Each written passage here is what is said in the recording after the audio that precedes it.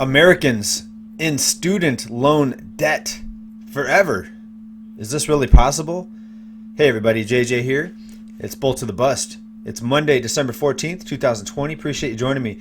We've got a new report here, and this study is not so good. There's a lot of people in this country, of course, that are in debt that will never get out of debt.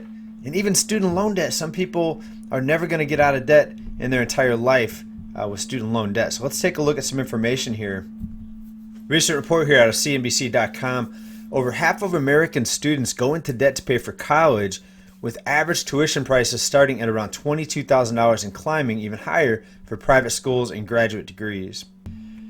Student loan debt collectively is now a total of $1.7 trillion. All right, we're also going to talk about the unsustainability of this financial system that allows this type of thing to happen where we have so many people in debt. Today we're going to focus on student loan debt mostly, but it's systemic across the financial system. It's debt and creating money out of thin air. And when you create money out of thin air, and when you have the lenders essentially colluding with the money printers, in this case the central bank, you have a situation where the lenders have no interest in picking and choosing who a good risk may be versus a not so good risk as far as lending money out. All right, and what happens when you have no incentive to keep losses to a minimum when you have rising prices? Because you're going to have the constant demand with people that can borrow money. In this case, students can borrow money from a bank that has unlimited pockets, where you're going to get never-ending demand for the product, in this case, education, and you're going to see ever-rising prices. So when we say in debt forever, here are some of the numbers. Age 24 and under, average student loan debt's about $14,800. 25 to 34 years old, about $33,800. Average student loan debt for age 35 to 49 is about $42,300. For age 50 to 61, $42,290. And 62 and older, here's the killer in my opinion, $37,700 average student loan debt. Right, and in that age group, age 62 or older, you have a combination of individuals carrying their own student loan debt for many decades. There are some older individuals that choose to go back to school later in life. But there's also people paying for the cost of education for their kids and grandkids. Right? So this high cost of education and these rising prices don't just affect the young people. This bleeds all the way up now to the older people in their family. And to me, this is pretty sad. I mean, I wonder how many people age 62 or older had to put off retirement because of this debt. Right? So when you see somebody that's 65, 70 years old, 75 years old, still working, well, some of them may just go back to work for the fun of it, just for something to do because they're bored. But I wonder how many millions of seniors go back to work because they have to, because the debt is never ending. Okay, so again, when you have a banking system that can basically create trillions of dollars at the click of a mouse to quote unquote help people afford college by giving out loans, well, you're actually hurting people because the price is always going to be increased. Right? So are the colleges going to increase or decrease their costs when they know the students are going to get the loan no matter what? Right? And we touched on this topic a few videos ago, and I made a statement something like a lot of these borrowers, a lot of these students are paying for a piece of paper because now with the economy and with the lack of jobs, I said many students may not ever get a job that's going to ever pay enough to pay off these loans. Now, some people kind of beat me up in comments. They said, well, no, some people make a lot of money. Absolutely, some people do make a lot of money, and their education pays for the cost of the tuition, or their career actually rather pays for the cost of the tuition. So for some people it pays off, and it more than pays off.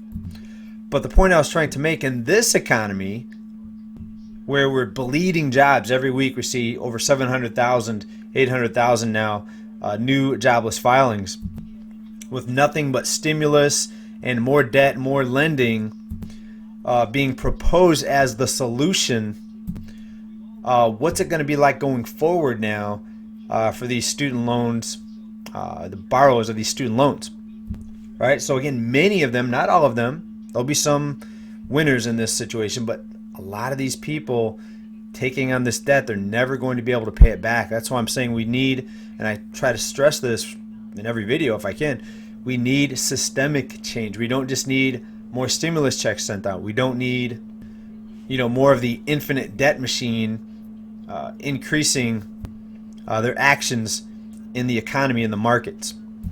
Right? We need to allow prices to correct so then it does become affordable.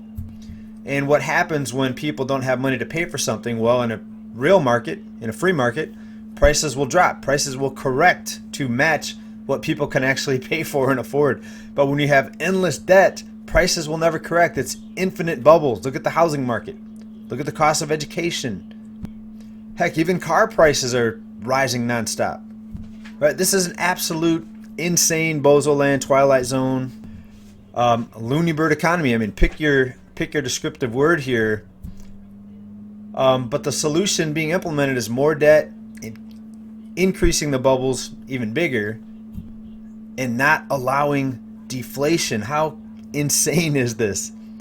In a country where most people live paycheck to paycheck, we are not allowing deflation. They're saying inflation is good, right? And it may be good for some people. I hear from people all the time, they're making money in the markets. Absolutely. If you play these markets, you can benefit from this. That's why I say ride the bull.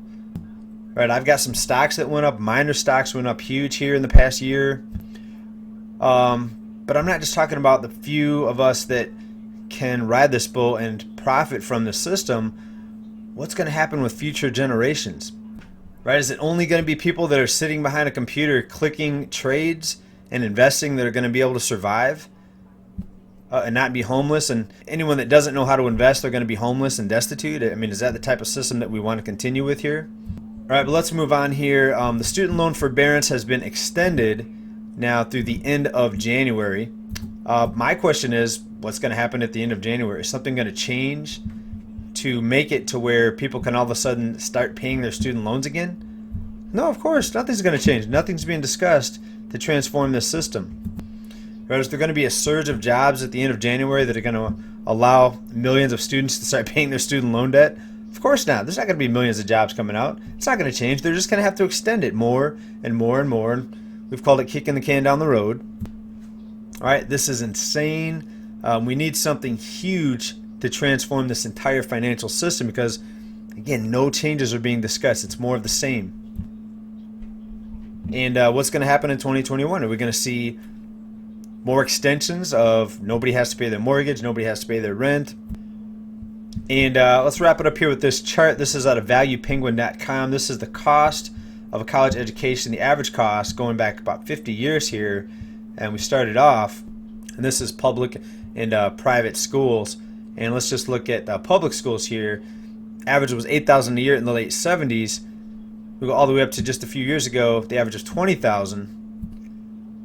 But you see, it's a never-ending stair step to the upside because of the unlimited money printing machine, right? The market makers, the money masters. And it needs to collapse. It needs to stop. And we need to have sound money. We need to have a free market. It's the only solution. Let it collapse. Let me know what you think down in the comments. Are you a student with debt? What are you expecting? Are you hoping for debt forgiveness? That's something that's being discussed, especially if we get a new administration taking the Oval Office in January. I think we're going to see a lot more of those forgiveness programs. But the problem is I don't think they're going to address the underlying issue, which is the never-ending inflation machine, the never-ending inflation money machine. Thanks, everybody, for watching. Peace. Talk to you soon.